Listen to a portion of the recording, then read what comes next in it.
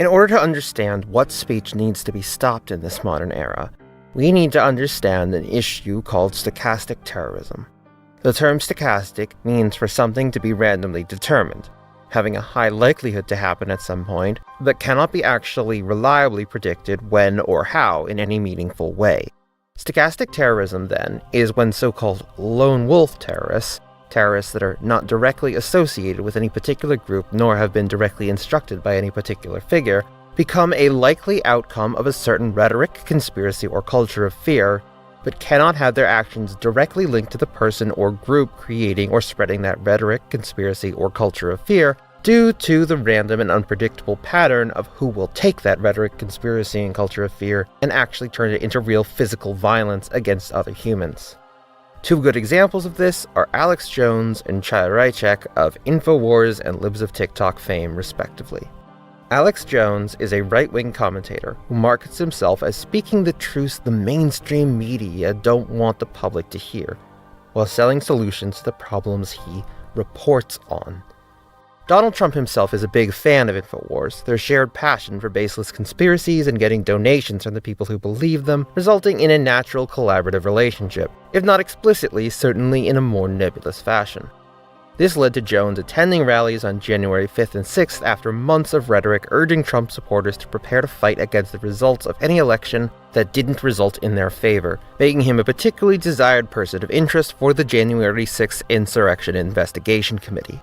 Jones also made sure to invite Ye West as a valued guest on his show during the news cycle where West had been denying the Holocaust, expressing support of Hitler, and generally showing himself to be a proud anti-Semite. However, potentially one of Jones' most long-term damaging contributions to public discourse has been his repeated claim that the Sandy Hook Elementary School massacre in 2012 never happened, and that all the survivors and family members that have spoken about it are crisis actors that are used to lend credibility to the tragedy he claims is a coordinated hoax to drum up support for gun control laws. Jones was embroiled in multiple defamation lawsuits from family members of children who were killed at Sandy Hook because of these claims, and lost both the case in Connecticut and the case in Texas, now owing collectively over $1 billion to those families, which he is refusing to pay. The reason why this is relevant to stochastic terrorism is because of what these families have gone through since Jones began to spread these claims. Lenny Posner, being one of the more public names of a victim family member due to speaking to reporters the day after the massacre, and having spent much time and energy taking down Sandy Hook conspiracies through copyright claims over the images of him and his child the conspiracists were using, has been stalked, doxxed, and even harassed on the street 3,000 miles away from where his daughter was killed. Posner and other parents of the children murdered have had their locations actively exposed online by conspiracists after moving to a new home to escape the harassment and danger of being the target of a conspiracy. It's not clear if Alex Jones was the original source of the crisis actor gun control conspiracy, but he used his platform to push it to thousands of viewers who were both primed to believe him thanks to his marketing as the only person willing to speak the truth, and who might not have heard it otherwise. The families whose children were massacred have spent over a decade worried about their own safety because Alex Jones gave this narrative both credibility and reach. Not because Jones told his audience to do so, but because they believed those families were lying about having dead children in order to pass legislation that would threaten their constitutional rights. To them, harassing these people made a lot of sense. There is no reason for Jones to be ignorant of the fact that of thousands of people in the audience of InfoWars who he has spent years stirring up the anger and distrust in, that there would not be those who would take their belief in that conspiracy and turn it into action against those Jones had blamed. That is stochastic terrorism. Libs of TikTok is a primarily Twitter-based social media profile run by a woman by the name of Chaya Raichek that has become a surprisingly large influence on right-wing politics. Despite TikTok being in the username, she has been permanently suspended from that platform, as well as received multiple temporary suspensions from Instagram, Facebook, and Twitter. Though, since Elon Musk purchased Twitter, it's unlikely she will receive another suspension, as he, of course, does seem to be a fan of Raichek's work. Libs of TikTok has become popular on the political alt-right for directly naming organizations as well as individuals that are acting in ways deemed by right-wing figures to be an existential threat. This includes teaching certain topics, providing certain kinds of healthcare, and being certain kinds of people, or even just supporting or being associated with those certain kinds of people.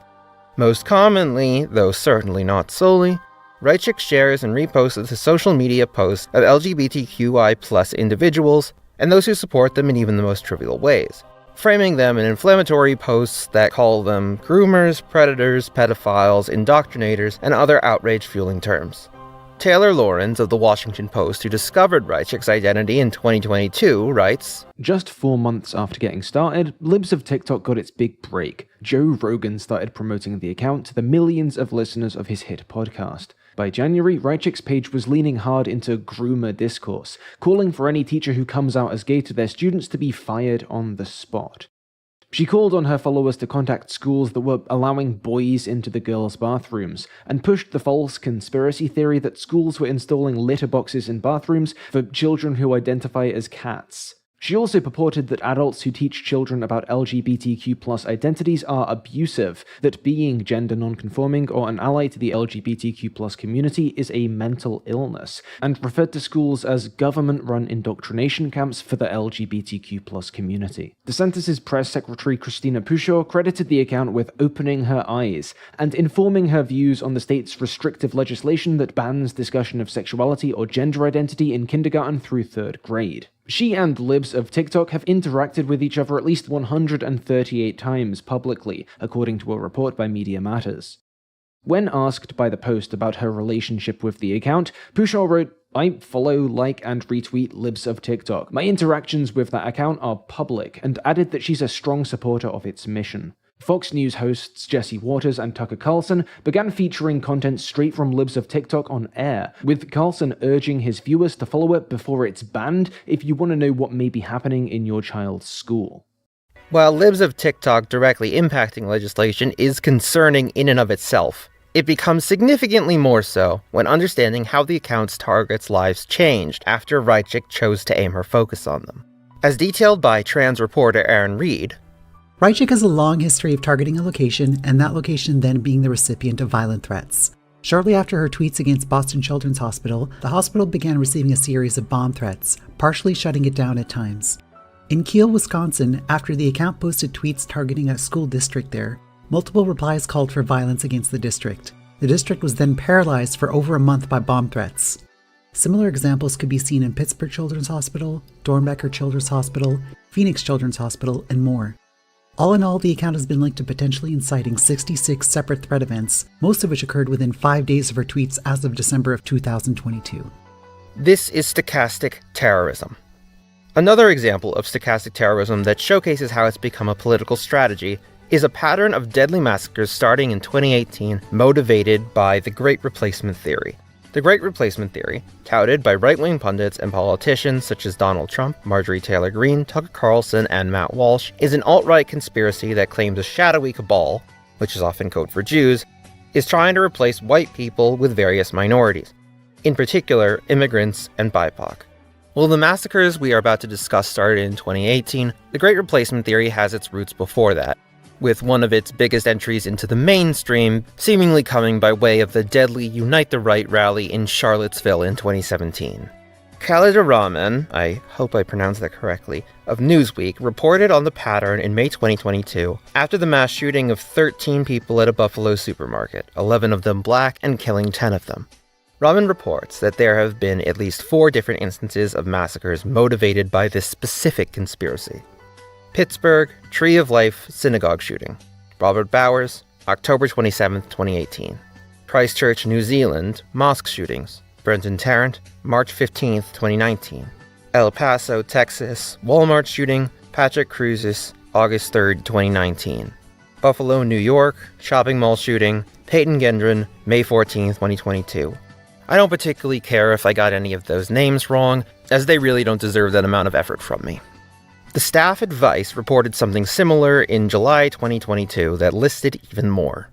Since Christchurch, there's been a string of shootings that have followed a similar blueprint of white supremacist terror, explicitly naming Tarrant as their inspiration, or referring to the same racist conspiracy theories he cited. The fuse lit in Christchurch has resulted in bloodshed in Poway, California, El Paso, Texas, Barham, Norway, Halle, Germany, and most recently Buffalo, unleashing terror in Jewish, Muslim, Latino, and Black communities. Well, from my research, stochastic terrorism does seem to, in America at least, be primarily associated with ideologies and beliefs held by influential right-wing political figures such as the ones mentioned above. It's important to recognize that stochastic terrorism is not a partisan issue. Leftist political ideologies are not immune to potentially validating would-be terrorists looking for permission to follow their impulses.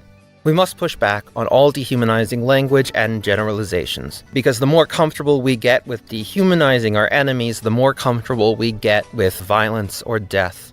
No matter where on the political spectrum we fall, we must all be aware of how our words can translate into violence within a divided and hostile culture such as the one we now live in. That's part of what's going to be so hard to accept with any solution we pursue. The laws and norms of society will never just affect the people we see as a threat. They will affect the people we want protected, including you, including me, including all our loved ones.